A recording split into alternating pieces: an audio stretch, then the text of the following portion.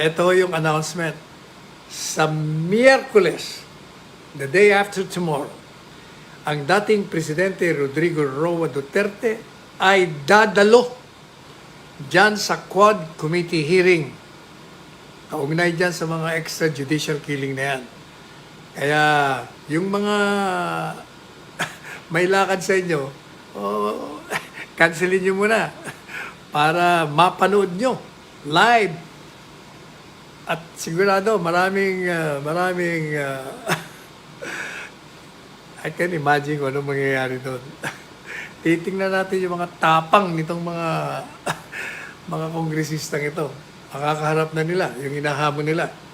Hindi sila uurungan ito. Alam niyo ba yan may kwento ko sa inyo ha? Basta a-attend siya at yung mga, kung wala rin lang kayong ginagawa, salubungin natin ang Presidente Duterte sa pagdalo niya dyan sa Batasang Pambansa, Batasang Pambansa sa may Commonwealth. Papunta doon. Doon ang gagawing hearing. At siya nga pala, kausap ko lang ko kanina si Presidente Duterte. Sabi niya, mag-aabogado ka sa akin, Sal. Sabi niya, mag-enter ka ng appearance mo as my lawyer. Ikaw ang lawyer ko sa Maynila, si Attorney Delgra, ang abogado ko sa Davao. Kayong dalawa. Ang aking mga abogado nun. Siyempre nga ako, ikaw pa. Sigurado. Paano kung i-contempt nila si PRRD attorney? Unang-una, bakit i-contempt? wala namang dahilan kung bakit i-contempt. Pero anyway, may kikwento ko sa inyo. Alam niyo, nung prosecutor pa ito, nung fiscal pa siya, alam niyo ba na nagka-debate sila, nagka-argue sila doon sa presiding judge. Kasi pinagpipilitan ng judge noon sa Davao, yung maling batas, yung basa niya sa probisyon. Itong si Presidente Duterte, mataas ang nakuha nito. Kung hindi tayo nagkakamali, baka 100 yata o 99 ang nito. Ang grado sa criminal law sa bar exams. Kaya alam niya ang kanyang batas.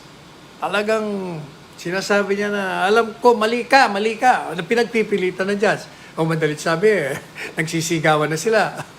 Ang sabi ni Presidente Duterte, dahil ayaw tumigil itong judge, PI, sabi niya, ikaw, judge, doon tayo sa labas. Magbarilan na lang tayo. Kung pagpipilitan mo yung mali, barilan tayo doon sa labas. Yan. Edi, nakakuha siya ng katapat niya. Marami na hong hinamon ng barilan yan.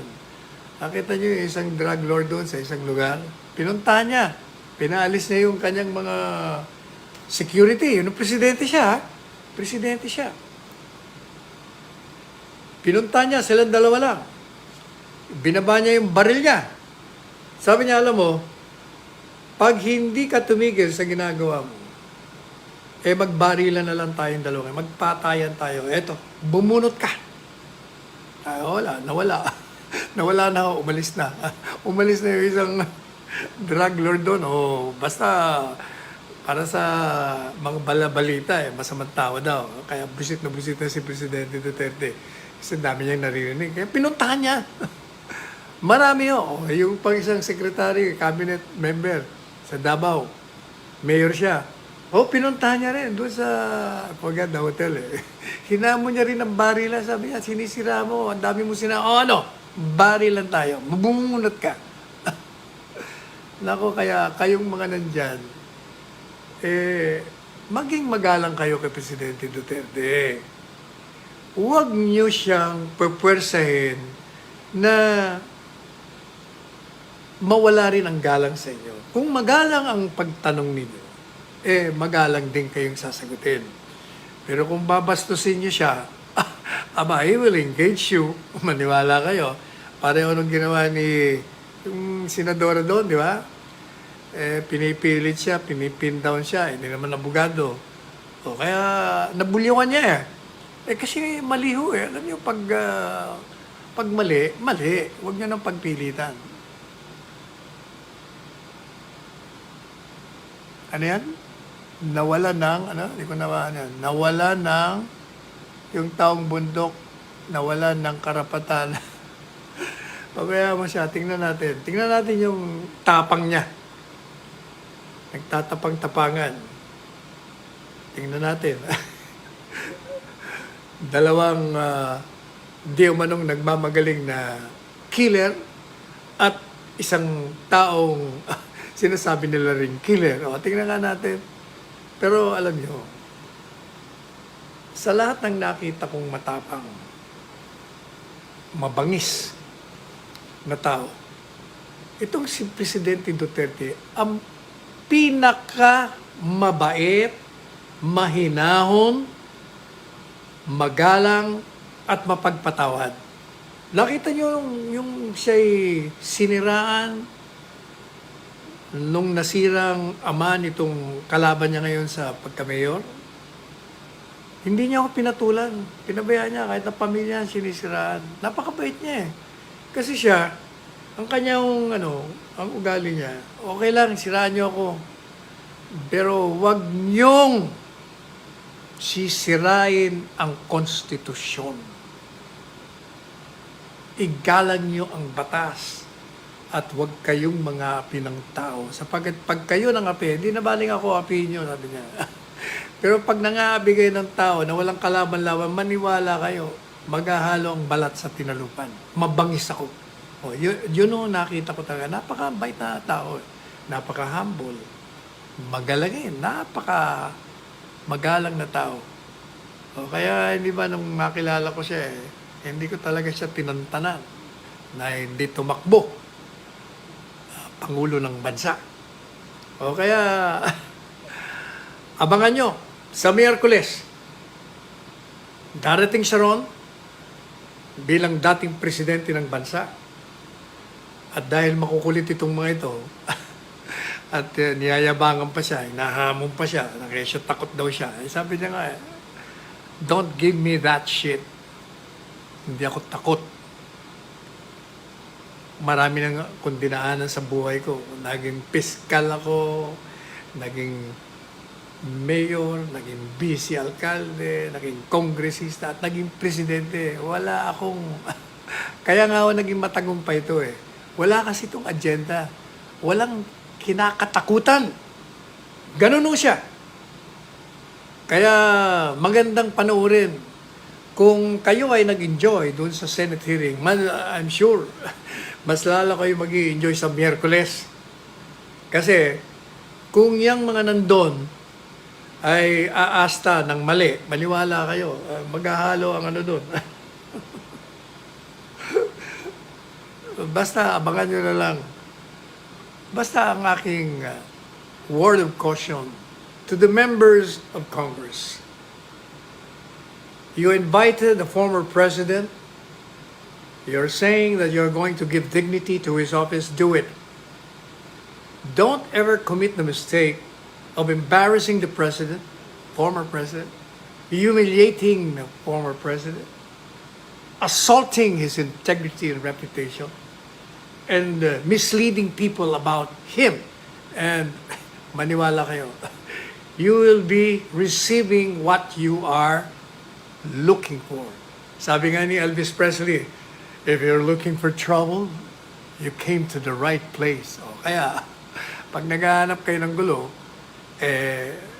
itong mamang to, hindi kayo urungan ito. Pero siya pupunta ron bilang dating presidente na inanyayahan nyo bilang panauhin. Kaya tratuhin nyo ng maganda. Kailangan tratong bisita. Hindi yung nambubuli kayo. At saka hindi nyo mabubuli ito. Baka kayo ibuli pa nito. Ha?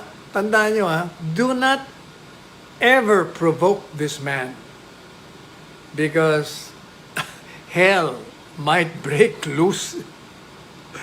Baka tawanan lang kayo ni Presidente Duterte. Ano naman si Presidente Duterte?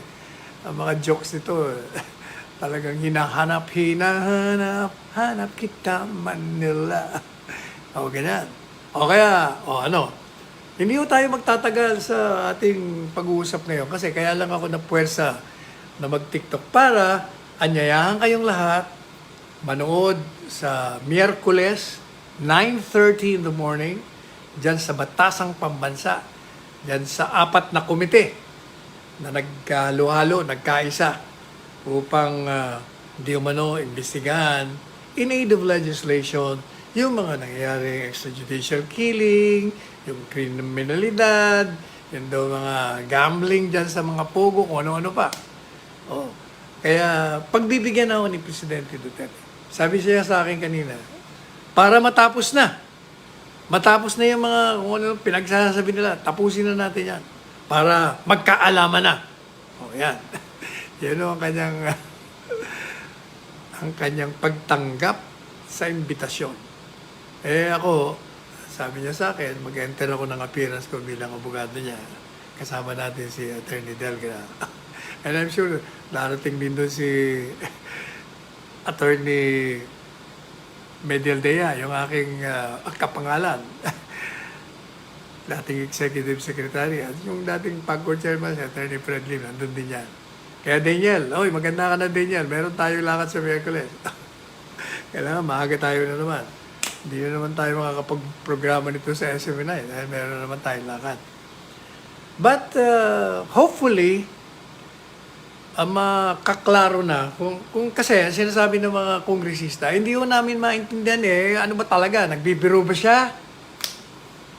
O talagang lahat na sinabi niya ay puro totoo. O kasi yung mga iba dyan, sinasabi niya, may extrajudicial admission. But you know, wala naman talagang extrajudicial admission. In fact, in my article today, yung araw na ito, gumawa po ako ng article sa Manila Times. Ang sabi ko, extrajudicial admission made by Duterte exist only in the minds of his political detractors. Madali sabi, wala ko siyang ginawang pag-amin sa anumang pagpatay o paglika ng isang death squad na pumatay. Hindi ho yung, wala akong pag-amin. Ang problema kasi, binabago niya yung kanyang naratibo, yung kanyang istorya. Ang sinasabi niya, nung sinabi niya, ako may sariling death squad, pero bago niya sinabi yon, sinabi niya, alam niyo, yung death squad, yung phrase na yan, katagang yan, loosely being used, ginagamit, loosely. Okay, dapat yun. That should have already warned them na pag ginamit niya yung death squad, ay hindi yung death squad na talagang pumapatay na sa kanya. Kaya nung sinabi niya, may death squad ako, alam nyo, magaling ako sa intriga, magaling ako sa saywal. Kaya nga ako naging presidente, mahusay ako mag-intriga, sabi niya. Kaya itong mga kriminal na ito, iniintriga ko ito, sila ho nagpapatayan. Kaya sila ang aking mga death squad. Kasi hindi na kailangan ng mga pulis na arestuin sila, dalhin sa kulungan, o kaya naman mag-resist, lumaban sa kanila, at mapipilitan siyang barilin sila at patayin. At yun naman naaayon sa batas. Walang problema doon. O kaya sabi niya, yan ang aking death squad. Ang problema itong mga ito, inamin mo ikaw pala talaga, kayo talaga. Lalo na nga, kaya natin, sino ba mga miyembro ng death squad? Sino ba yung 8 yun o 7? Sabi ni Presidente Duterte, wala, patay na sila. Doon lang dapat alam nyo na ang sinasabi niya sa inyo, yun ang mga death squad niya, yung sila nagpapatayan. Kasi alam nyo, pag ikaw ay nakasama sa sindikato ng droga, talaga magkakaroon kayo ng number 1, rival sa teritoryo, number 2, sa pera, number 3, ang katakot-takot ang intrigahan dyan, number 4, magchuchuchu yung mga yan sa isa't isa. O kaya magkakaroon talagang patayan yung mga yan. O yan ang katotohanan ho dyan. Kaya, so, magkita-kita ho tayo, ha? The President will be there. I will be there. I will enter my appearance as his lawyer. Mag-enter ako ng appearance ko bilang abogado niya. Meron din si Attorney Delga at yung pang ating mga kapwa abogado, Attorney Medialdea at si Attorney Fred Lim. Darating ko kami doon.